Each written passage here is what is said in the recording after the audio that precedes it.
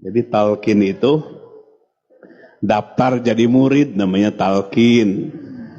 Sehingga punya guru, punya imam, punya pembimbing dalam hidup, dalam menjalankan agama. Enak kalau punya pembimbing, kalau punya pemimpin dalam ibadah. Talqin zikir itu diajarkan oleh Jibril kepada Nabi dalam surah Al-Fat ayat ke-19. Fa'lam annahu la ilaha illallah. Surah Muhammad ayat ke-19. Nabi ditalkinkan zikir oleh Jibril alaihissalam. Setelah itu Nabi mentalkinkan kalimah yang sama kepada para sahabat dengan dua cara. Dalam kitab Al-Anwar Al-Qudsiyah, pertama jama'i berjamaah seperti tempat ini, atau puroda sendiri-sendiri seperti Sayyidina Ali datang kepada Nabi untuk mendapatkan talqin zikir. Kedua, dengan talqin zikir itu hati kita akan disatukan oleh Allah dengan mursyidnya.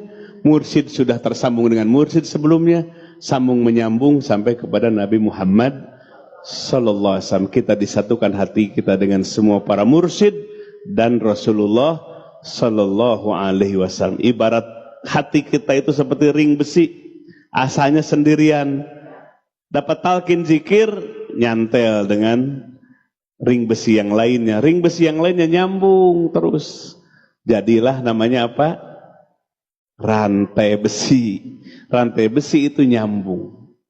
Begitulah kolbu kita nyambung dengan mursyid, mursyid sampai kepada Nabi Muhammad sallallahu alaihi wasallam. Kemudian dengan talqin zikir itu adalah untuk mengajarkan kalimah la ilaha illallah, bukan menghafal, sudah hafal anak TK juga, tapi meluzumkan wa alzamahum kalimat taqwa, meluzumkan. Luzum itu apa? Ghair infikak, tidak pernah keluar lagi kalimah itu. Selalu hatinya hidup dengan kalimah la ilaha illallah sampai akhir hayatnya. Nah, itulah talqin zikir.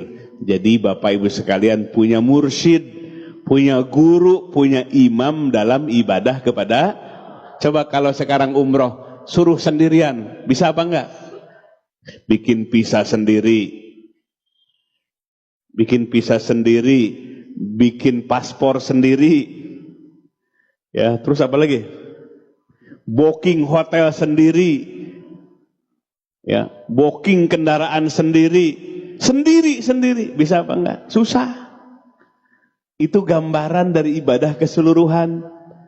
Tapi kalau lewat travel yang sah, yang profesional, banyak kemudahan didapatkan, tujuan tercapai. Begitulah gambaran ibadah yang lainnya. Sholat, puasa, dan seluruh ibadah, termasuk berumah tangga juga ibadah, bermasyarakat juga ibadah, berpolitik juga ibadah, berekonomi juga ibadah. Kalau punya imam, punya mursyid, punya pembimbing, banyak akses kemudahan dari Allah subhanahu wa ta'ala. Hidup tidak akan sendirian lagi. Kolbu kita walaupun berjauhan dengan mursyidnya, hati kita disatukan oleh Allah. Nikmat zikir terus, mursyidnya membimbing terus, hati kita terarah kepada yang satu, siapa? Allah subhanahu wa ta'ala.